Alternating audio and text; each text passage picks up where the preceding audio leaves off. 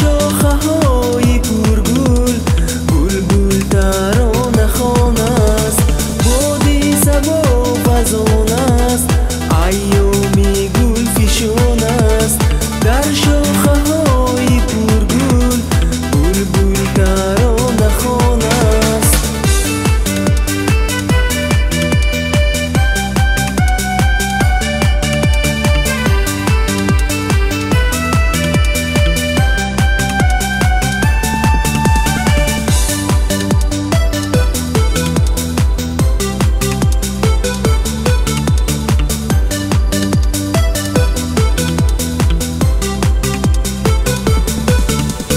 هرچند در گلستان گلها شده شکوفا، اما با چشم عاشق بیرنگ مانده بوستان.